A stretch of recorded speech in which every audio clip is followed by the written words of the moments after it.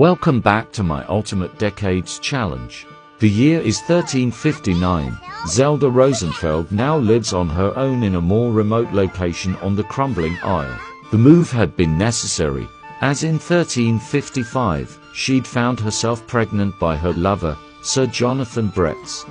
Ordinarily, this would mean a hasty marriage for the couple, but since Jonathan claimed his Lord Father would never allow him to marry a Jewish woman, other arrangements had to be made. He gifted her a modest cottage, once belonging to his late mother, and later that year she gave birth to their first child, Anna, as well as her stillborn twin sister. They've since had two more children, Asta and Julian, and since they were born out of wedlock, they all have the Rosenfeld name. Jonathan comes to visit every few weeks, though he's usually more interested in Zelda than the children. It bothered her sometimes, but she supposed that's just how men were.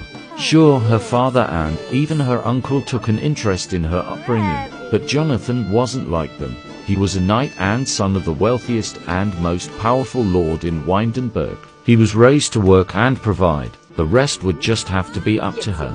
Over at the Burger estate, Lady Inga has gone into labor, but sadly the baby doesn't make it. This is the family's third loss, but at least they still have their heir. Oh wretch. Oh. Well, best of luck to the people of Windsor. As for the von Windenbergs, Gertrude has had 3 of Lord Gottfried's crotch goblins, Andibert, and twins Grimwald and Agath, as well as 2 stillborn daughters. As her husband continues to get older and grosser, she quietly plots and waits for her chance at revenge. Over in Poland, Yishai and Laura had welcomed a 3rd child, Cecilia, not long after we last checked in, but sadly an accident on the river had taken Laura's life just half a year later. Today is also Alexandra's birthday, and though I forgot to record it, she rolled to not make it past this life stage. Because it would personally bother me if everyone who rolled not to make it unalived at the same age. I have a method where I roll a dice to see how many years they have left. So, while Alexandra will live for today, she will not make it to see her teens. Back with our main family,